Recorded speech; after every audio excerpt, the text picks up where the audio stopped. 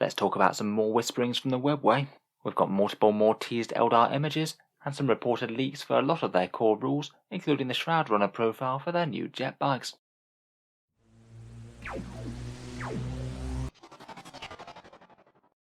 Hello and welcome back to Auspex Tactics, where today we're talking about the pointy ears again.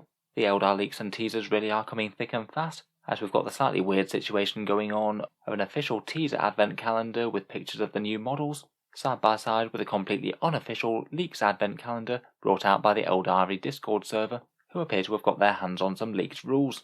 Let's take a quick look at the offerings for the past few days and see what we can work out from the images. First up, let's start with the Games Workshop Rumour Engine. Previously we saw that there was a new jetbike bit. That certainly backs up at least some sort of new jetbike coming for Eldar, so those Rangers are looking more odds on. But now we have another 5 images as well. For one of them they've given us a nice quote, "Only in defeat will you know victory," with some hazy images in the background. I'm going to guess that's going to be a reference to Inari being included in the codex. After all, it does really go along with the idea that once you're dead you're going to be more powerful than ever before. That fits in quite well with that whole Doomsday Cult story from the Eldar.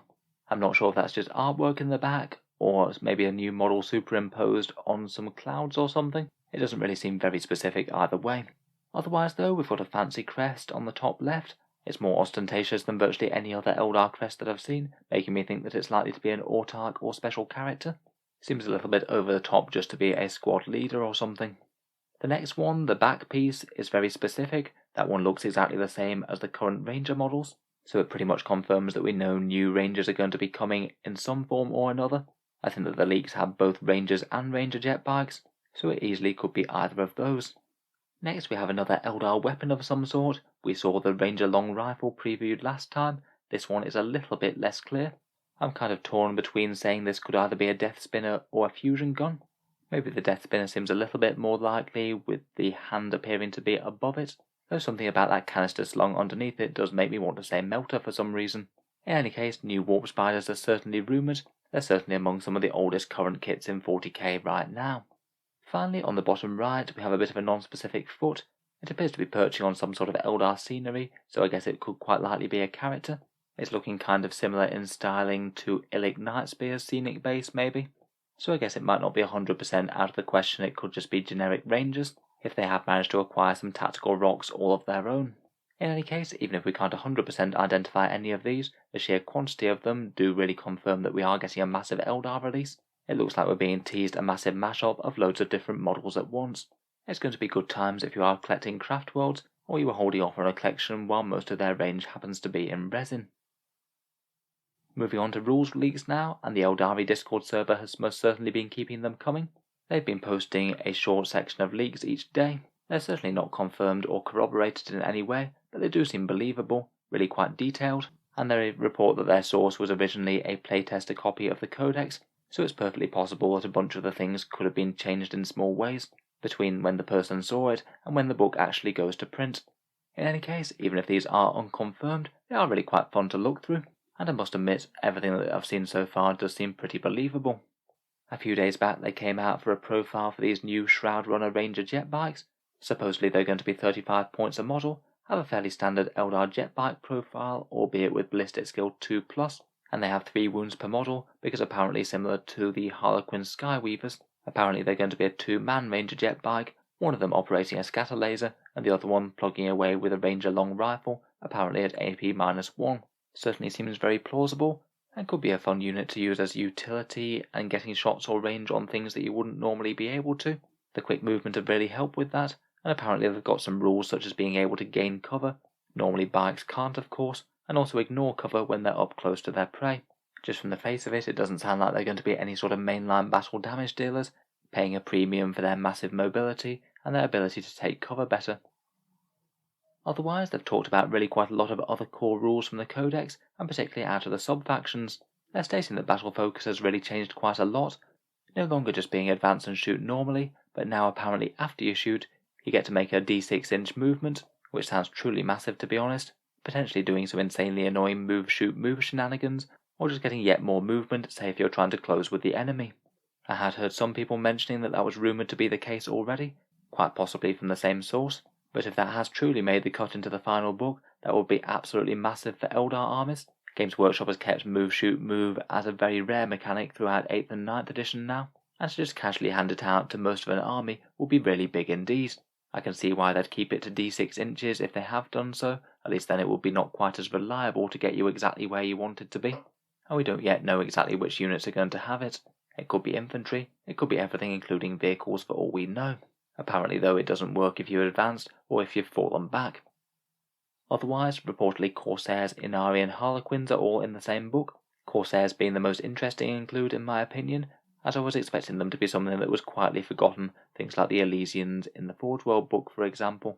Apparently you can field entire detachments of them, maybe they'll get their own chapter tactic and things similar to Orky freebooters perhaps, and apparently they have some sort of unique Guardian unit, where they can apparently take some slightly more irregular choices within the same squad, including things such as Rangers, a Warlock, and some sort of Wraith gun, either a Wraith cannon or a D-scythe.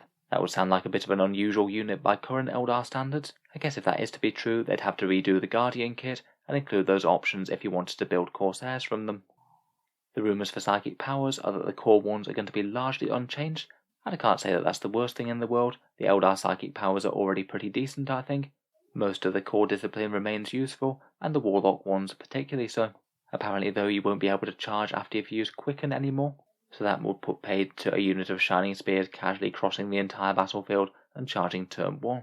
There's a list of Inari powers here which seem quite stronger, with various combat buffs like +1 to wound and restoring D3 core models to a unit. Eldritch Storm may well be back, that's certainly a pretty iconic power that was missing from the 8th and 9th edition rules, and apparently it's some sort of orbital bombardment similar stratagem that you have to contribute to with a psychic action to deal out a bunch of mortal wounds. That sounds like the sort of thing that's either going to be super powerful or completely not worth it. We'll have to weigh it up if we get it. There's also the option for Warlocks to cast again for 1 command point. That would certainly be something that's useful. Stratagems wise, adding a little bit more credibility to this, are that the lightning fast reactions and fire and fade reportedly are about the same as the Drakari. Fire and fade going up to 2 command points and lightning fast dropping to 1. And apparently one change to the webway strike stratagem might be that you get exploding 6s when you come out of the webway.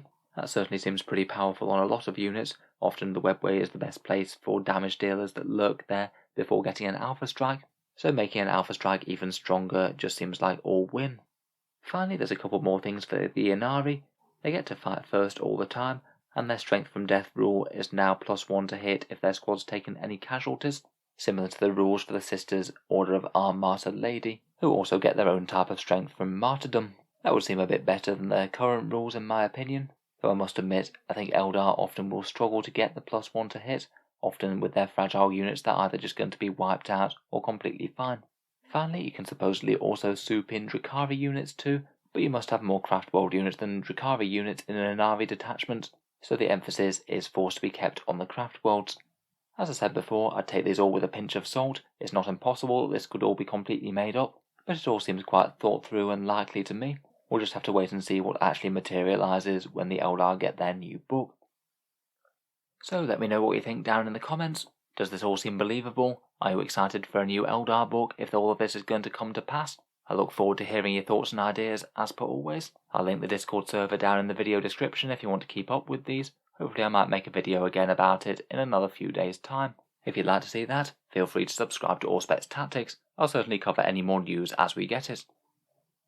Finally, if you have been enjoying all the videos on the channel, I would just like to mention one way in which you can support Auspex Tactics, and that's my Element Games affiliate link, which is down in the video description below. Element Games is a UK-based discount retailer. They stock Games Workshop's Warhammer products, usually at a good 10 to 20% discount, so they can be quite an economical way to build up a 40k force.